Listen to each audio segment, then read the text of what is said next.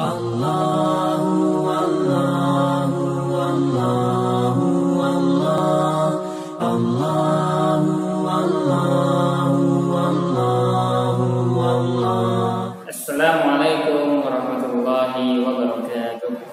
Alhamdulillahirabbil alamin wassalatu wassalamu ala khatimil anbiya'i wal mursalin. Selamat pagi anak-anak. Bagaimana kabarnya hari ini? Semoga selalu dalam lindungan dan kasih sayang Allah Subhanahu wa taala. Oke, hari ini sekarang pelajarannya apa? Fikih ibadah. Dikeluarkan fikih ibadahnya seperti biasa. Dikeluarkan buku fikih ibadahnya. Pengamal Pak Hakim biasanya pelajarannya apa? Fikih ibadah kelas 4 ya. Buka buku pelajaran fikih ibadahnya. Ya, sudah dikeluarkan buku fikih ibadahnya? Oke, alhamdulillah kalau sudah dikeluarkan. Sekarang kita buka halaman berapa? Halaman 17, pelajaran 4. Sudah sampai pelajaran 4. Sudah pelajaran 4. Berarti pelajaran 1, 2, 3 sudah kita pelajari. Minggu-minggu kemarin kita sudah mempelajari apa aja?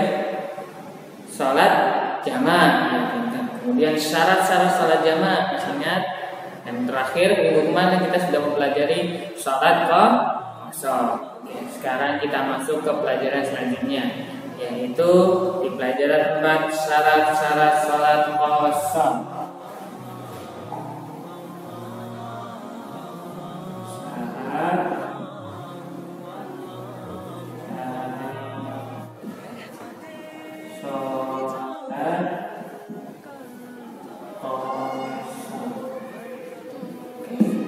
Sebelum kita mulai pelajaran syarat-syarat salat qasar ini, alangkah baiknya kita mulai dengan membaca doa terlebih dahulu. Gimana doanya? Masih ingat?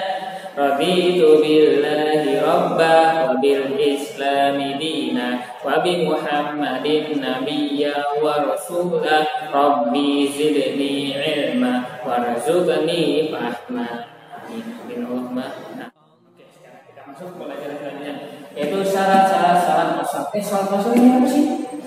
Salat qasar itu salat yang diringkas, salat yang diringkas. Meringkas salat itu namanya salat qasar. Oke, sekarang sudah dibuka halaman 17-nya. Oke, kalau sudah dibuka, seperti biasa, sebelum kita bahas pelajaran kita kali ini, kita baca dulu bersama-sama. Lihat, Pak Hakim mimpin kalian baca ya. Mana bacaan Pak Hakim yang salah, kalian bisa tahu gimana. Kalau kalian menyimak dengan baik, oke? Siap. Mulai ya. Syarat-syarat salat qasar. Pernahkah kamu berpergian jauh? Bagaimana kamu mengerjakan salat qasar selama berpergian itu? Apa saja syarat-syarat dan tata tertibnya? Mari ikuti pelajaran kali ini dengan sungguh-sungguh agar kamu dapat mengerjakan salat qasar dengan benar sesuai tuntunan Rasulullah Sallallahu Alaihi Wasallam. Syarat salat qasar. Salat qasar boleh dilakukan jika memenuhi beberapa syarat berikut. 1. Sedang melakukan safar, yaitu perjalanan jauh. 2. Safar yang dilakukan bukan untuk bermaksiat kepada Allah. 3. Jarak yang ditempuh termasuk jarak safar menurut kebiasaan masyarakat setempat. 4. Berniat untuk mengqasar salat. Halaman berikutnya, halaman 18. B. Tata tertib salat qasar. Ketika kamu akan melakukan salat qasar, hendaknya mengikuti tata tertib seperti berikut. 1. Apabila salat qasar dilakukan secara berjamaah, hendaknya mengikuti tata cara dalam salat berjamaah. 2. Salat zuhur, salat asar, dan salat isya masing-masing dikerjakan dengan 2 rakaat dengan 1 salam tanpa ada tahiyat awal. 3. Adapun salat maghrib dan subuh dikerjakan seperti biasa. C. Waktu salat qasar. Seseorang baru diperbolehkan mengqasar salat setelah ia keluar dari batas wilayah tempat tinggalnya. Selama ia masih melakukan perjalanan dan tidak berniat untuk menetap di tempat tujuannya, maka selama itu pula ia boleh mengqasar salatnya. Rasulullah Sallallahu Alaihi Wasallam pernah mencontohkan hal tersebut. Beliau pernah pergi ke daerah Tabuk, lalu berdiam di sana selama 20 hari. Selama itu pula beliau mengqasar salatnya. Oke, sampai sini sudah paham? Oke, balik lagi ke halaman 17. Balik lagi halaman 17. Sebelumnya syarat-syarat salat qasar. Sampai sini sudah paham belum? Oke, kalau gitu kita bahas satu persatu. Syarat-syaratnya kamu berpergian jauh. Di sini semuanya sudah pernah berpergian jauh belum? Keluar kota misalkan, pulang kampung, mengunjungi teman, mengunjungi saudara, mengunjungi kakek nenek mungkin. Ada yang pernah? Nah, ada yang keluar kota kan mestinya. Nah, kalau misalkan sudah pernah keluar kota,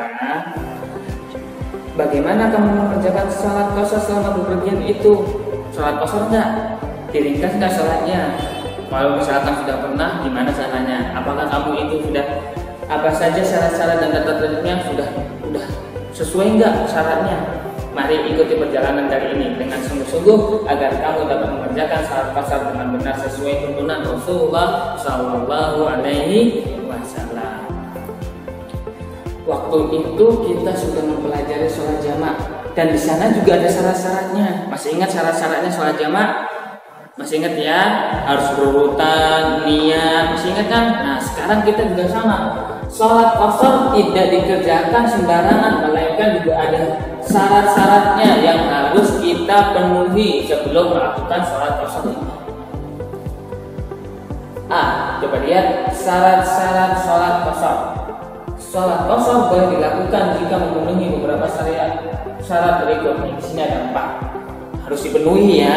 Kalau misalkan nggak dipenuhi, nggak boleh melakukan sholat qashar. Yang pertama, sedang melakukan safar, yaitu yang pertama safar, ya, melakukan safar, perjalanan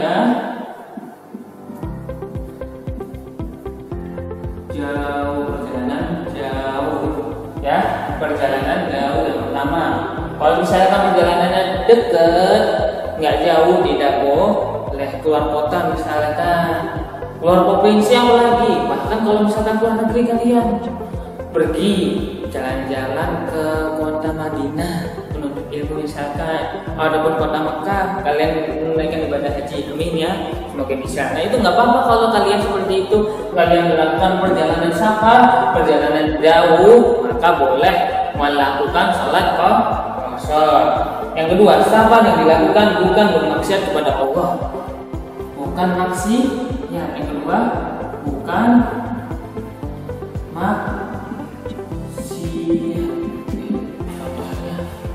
aku mau nonton konser di luar kota, di Jakarta misalkan, kita di Cirebon, kita mau nonton konser di Jakarta. Kalian nggak boleh melakukan perjalanan itu aja, tidak boleh, apalagi melakukan sholat qashar di sana ya. Tidak boleh bermaksiat, ya, nggak boleh ya. Bukan perjalanan untuk melakukan maksiat, ya, bukan melakukan maksiat, melainkan bukan untuk ibadah seperti tadi ke Madinah, ke Mekah, misalkan seperti itu. Oke, lanjut yang ketiga. Yang ketiga apa di situ? Syarat-syarat qashar, jarak yang ditempuh termasuk jarak safar menurut kebiasaan masyarakat setempat. Apa kemarin? Urfun.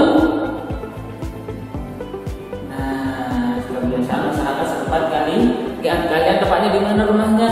Kalau misalkan di situ tempatnya sudah mengatakan itu udah perjalanan jauh, maka kalian boleh. Namun kalau misalkan kata Urfunas, kata tempat kalian tinggal itu masih dekat, nggak boleh perjalanan jauh. Nah itu juga kalian tidak boleh melakukan perjalanan jarak jauh, melakukan sholat qashar, karena safar jalan jauh, dan juga harus diikuti dengan Urfunas ketiga tadi. Dan yang selanjutnya bukan maksiat.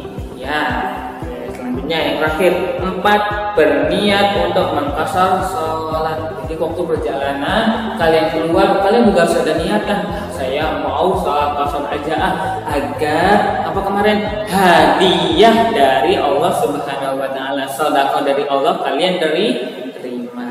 Paham di sini? Oke, paham, insyaallah ya. Selanjutnya di halaman 18. Sekarang kata tertibnya. Kalau ini syarat-syaratnya tadi, safar perjalanan jauh sesuai Urfunas, bukan maksiat, dan yang terakhir apa tadi? Tujuan ingin melakukan sholat qashar agar apa? Mendapatkan hadiah sedekah dari Allah, keringanan ya, rukhsah dari Allah Subhanahu Wa Taala. Selanjutnya 18, tata tertib salat qashar. Ketika kamu akan melakukan salat qashar, hendaknya mengikuti tata tertib seperti berikut. Ini ada 3. 1. Apabila salat qashar dilakukan secara berjamaah, hendaknya mengikuti tata cara dalam salat berjamaah. Ada imam, didahului oleh azan dan iqamah, baru selanjutnya sholat 2 rakaat sholat zuhur misalkan. Selanjutnya azan qomat lagi buat sholat asar. Kalau sudah selesai salam di sholat zuhurnya berdiri, kemudian qomat. Kalau baik lebih baik juga azan nggak apa-apa. Ya kalau ringan qomat sudah cukup. Langsung baru itu melaksanakan sholat asar dan tidak boleh mendahului imam. Kata tertibnya sebagaimana kalau misalkan berjamaah, ya. Oke, selanjutnya sholat zuhur, sholat asar dan sholat isya masing-masing dikerjakan 2 rakaat dengan 1 salam dan tanpa tahiyat awal. Jadi langsung tahiyat akhir, nggak usah ada lagi tahiyat awal. Di tengah-tengah 1 rakaat kemudian tahiyat awal nggak boleh, ya. Langsung aja seperti sholat subuh 2 rakaat langsung selesai salam. Rakaat pertama surat Al-Fatihah, dilanjut dengan surat-surat pilihan ataupun ayat-ayat pilihan, kemudian lanjut rakaat kedua juga sama Al-Fatihah dan juga surat-surat pilihan atau ayat pilihan, baru selesai diakhiri dengan salam. Sampai sini paham? Oke. Yang terakhir, adapun salat maghrib dan subuh dikerjakan seperti biasa 3 rakaat salat maghrib dan salat subuh pun 2 rakaat. Dan salat subuh ini tidak ada keringanan di salat subuh. Salat subuh tidak bisa dijamak dan dikosor dengan salat zuhur, asar ataupun maghrib, bahkan isya tidak boleh digabung. Kalau salat subuh ya, khusus sendiri. Oke, sampai sini paham? Insyaallah ya. Lanjut. C. Waktu sholat qashar. Seorang baru diperbolehkan mengqashar sholat setelah ia keluar dari batas wilayah tempat tinggalnya. Kemarin masih ingat, keluar dari kota, pada batas wilayah kotanya sudah keluar, baru dia boleh mengerjakan sholat qashar. Selama ia masih melakukan perjalanan dan tidak berniat untuk menetap di tempat tujuannya, maka selama itu pula ia boleh mengqashar sholatnya. Jadi kalau misalkan kalian keluar kota dari Cirebon sampai di Jakarta, kalian nggak ada niatan tetap di Jakarta, tapi kalian nggak sengaja di Jakarta itu lama. Kalian nggak sengaja itu ya, mau niat besok mau pulang qadarullah kalian masih di Jakarta terus, padahal bukan tempat tinggal kalian masih dalam perjalanan. Nah, di situ kalian boleh mengqashar sholat, boleh menjamak dan mengqashar sholat kalian menjadi satu, ya. Diringankan dan digabungkan sholatnya, tidak apa-apa. Kok bisa Bang? Iya. Maka selama itu boleh ia mengqashar sholatnya tuh. Di sini juga Rasulullah SAW bahkan pernah mencontohkan hal tersebut. Beliau pernah pergi ke daerah Tabuk lalu berdiam di sana selama 20 hari. Selama itu pula beliau mengqashar sholatnya. Rasulullah nggak ada niatan untuk menetap di kota Tabuk tersebut selama 20 hari, dia nggak sengaja. Mungkin besoknya mau balik lagi ke Madinah, namun qadarullah masih di kota Tabuk. Waktu itu saat perang, jadi tidak ada ketentuan batas waktunya.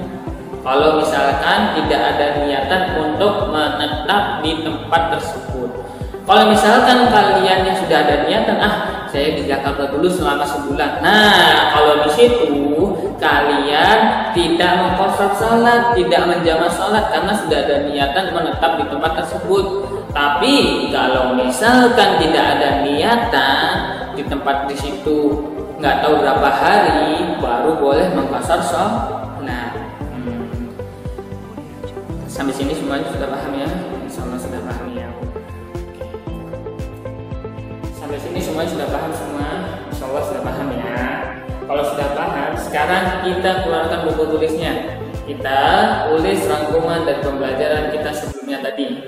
Oke, seperti biasa, dibuka buku tulisnya, dikeluarkan alat tulisnya. Oke, sudah siap semuanya. Sekarang kita tulis yang apa yang Bapak tulis ini. Syarat-syarat salat qashar. Ya, syarat-syarat qashar sholat. 1.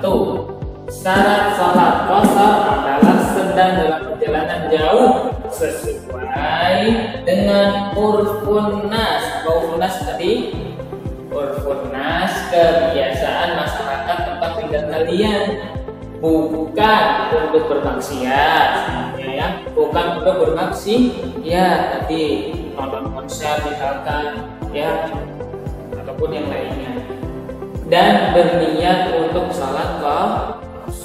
Diniatkan terlebih dahulu kalau saya dalam perjalanan jauh akan mengqasar salat saya. Ya. Oke, yang kedua, tata tertib salat qasar apabila dilakukan sesuai berjamaah. Nah, ini masih ingat kan? Apabila sesuai secara berjamaah, maka mengikuti tata cara berjamaah. Mengikuti tata cara berjamaah dan hanya mengqasar salat yang 4 rakaat dengan 1 salam tanpa tahiyat awal. Yang rakaat itu tadi salat apa aja?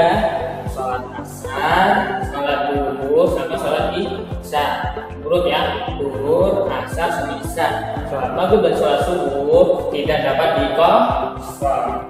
Yang 4 rakaat tadi salat zuhur, asar, dan isya diqasar menjadi 2 rakaat dengan 1 salam tanpa tahiyat awal. Ya, tidak ada tahiyat awal, langsung tahiyat akhir. Terakhir, 3. Salat qasar dapat dilakukan selama tidak berniat untuk mukim. Mukim itu apa? Menetap tempat tadi di mana, misalkan seperti Rasulullah nggak ada niatan untuk bermukim di Tabuk selama 20 hari. Namun pada Rasulullah menetap di sana, tapi dapat niatan ya. Rasulullah terus menerus untuk menjamak dan mengqasar salatnya. Itu tidak apa-apa selama tidak berniat untuk mukim. Kalau misalkan saya udah niat mukim di sini selama 1 bulan, 2 bulan misalkan, atau bahkan 1 tahun, yang mondok biasanya walaupun dia keluar kota, namun karena dia sudah menetap, sudah bermukim di sana, berniat untuk menuntut ilmu di sana selama 1 tahun, misalkan kakak-kakak kalian misalkan ada yang mondok di situ, itu tidak ada keringanan untuk mengqasar salat. Ya, sampai sini paham ya, insyaallah ya. Cukup sekian dari Pak Hakim. Wallahu a'lam bishawab. Akhir, wassalamualaikum.